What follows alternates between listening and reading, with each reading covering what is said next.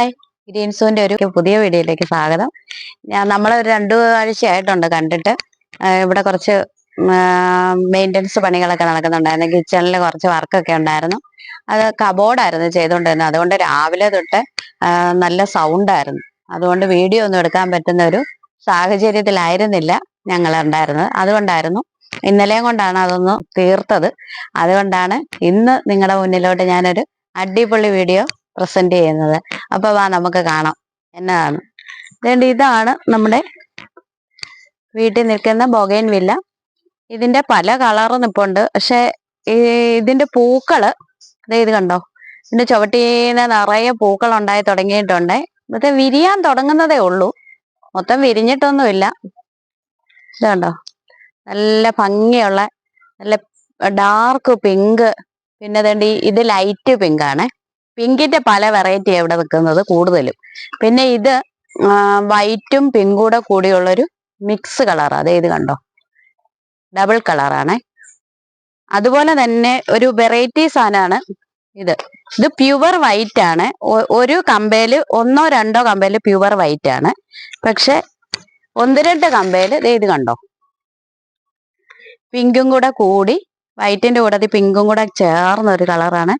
ഇത് കണ്ടോ, ഈ ഒരു കൊമ്പേ തന്നെ 2 തരത്തിലുള്ള പൂക്കൾ.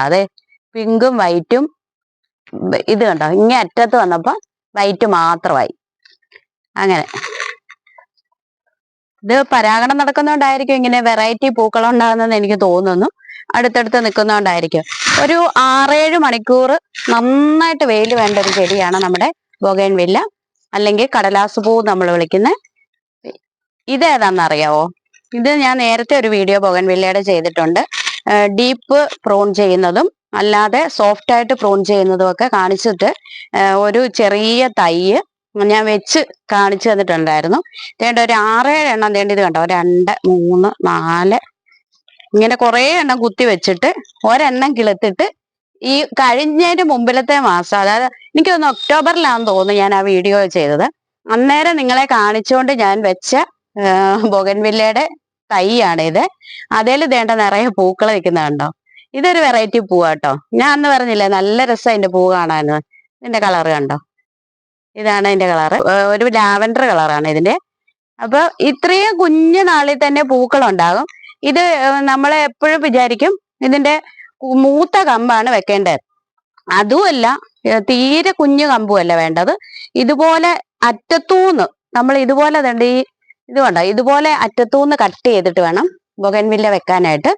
ബൊഗൈൻ വില്ല ചുവട് പിടിപ്പിക്കാനായിട്ട് വലിയ പ്രയാസമൊന്നുമില്ല. നമ്മൾ സാധാരണ ഇത് കണ്ണി കുത്തി വെച്ചാൽ മതി കേട്ടോ. അല്ലെ മണലുണ്ട്, മണലിൽ കുത്തി വെച്ചാലും കിളുക്കും, മണ്ണിൽ കുത്തി വെച്ചാലും കിളുക്കും. ഇത് കണ്ടോ, ഇതിനെയൊന്നും എനിക്ക് അധികം ശ്രദ്ധിക്കാൻ പറ്റിയില്ല ഇപ്പൊ. അതുകൊണ്ടാണ് കുറച്ച് കളയൊക്കെ ഉണ്ട് ഇതിനകത്ത്. കളയെല്ലാം പറിച്ച് നമ്മൾ ഡീപ്പായിട്ട് പ്രൂൺ ചെയ്ത് പിന്നെ അതിനകത്ത് നമ്മൾ വളമൊക്കെ ഇട്ട് വെള്ളമൊക്കെ ഒഴിച്ചു കൊടുത്ത് നിർത്തിയതായിരുന്നു.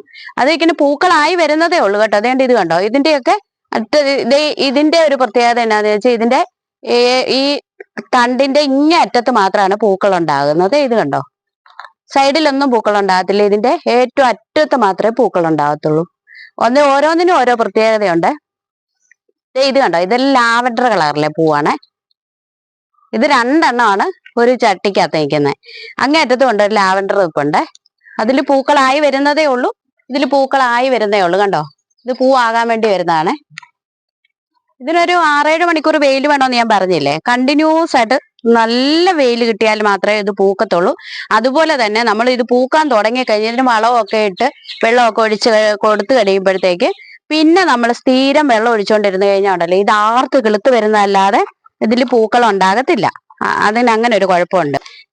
ശരിക്കും പറഞ്ഞു കഴിഞ്ഞാൽ ഇത് ചാകാറാകണം, എന്നാലേ ഉള്ളൂ വെള്ളം ഒഴിച്ചു കൊടുക്കാൻ പറ്റത്തുള്ളൂ. എന്നാന്ന് ചോദിച്ചാല് അതുപോലെ ഡ്രൈ ആകണം, എന്നാലേ ഉള്ളൂ പൂക്കൾ ഉണ്ടാകത്തുള്ളൂ. അപ്പൊ നമ്മൾ ഇത് ചത്തുപോകാറാകുന്ന സമയത്ത് മാത്രമേ വെള്ളം ഒഴിച്ചു കൊടുക്കാവുള്ളൂ.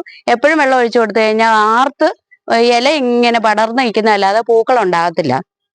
അതുകൊണ്ട് നമ്മൾ കഴിയുന്നതും എന്നും വെള്ളം ഒഴിച്ചു കൊടുക്കാതെ, എന്ന് പറഞ്ഞാൽ ഭയങ്കര വെയിലുള്ള സമയത്ത് വാടി തളർന്ന് നിൽക്കുവാണെന്നുണ്ടെങ്കിൽ കുറച്ച് വെള്ളം ഒഴിച്ചു കൊടുക്കാം. അവർക്ക് ജീവിക്കാനുള്ള വെള്ളം ഒഴിച്ചു കൊടുക്കാം, അവർക്ക് ആഹാരം കഴിക്കാനൊക്കെ ഉള്ള ഒരു സെറ്റപ്പ് നമ്മൾ ഒരുക്കി കൊടുക്കാം.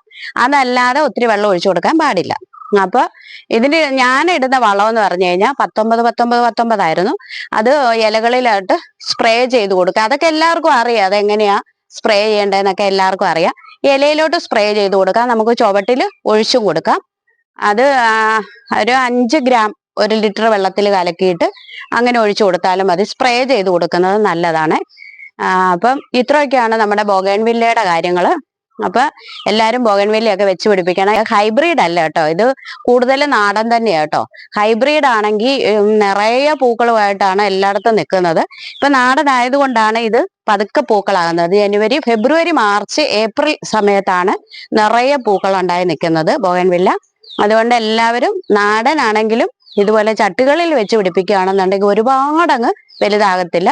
പിന്നെ സ്ഥലമുള്ളവരാണെങ്കിൽ മുറ്റത്തൊക്കെ മതിലിന്റെ സൈഡിലൊക്കെ ഇത് വെച്ച് കൊടുത്തു കഴിഞ്ഞാൽ ഉണ്ടല്ലോ നിറയെ പൂവായിട്ട് നിൽക്കുന്ന കാണുമ്പോൾ നമ്മുടെ വീടിന്റെ ലുക്ക് തന്നെ മാറിപ്പോവും. അതുകൊണ്ട് എല്ലാവരും ഒന്ന് ട്രൈ ചെയ്യുക. അപ്പം ഇത്രയേ ഉള്ളൂ ഇന്നത്തെ വീഡിയോ. ബൈ.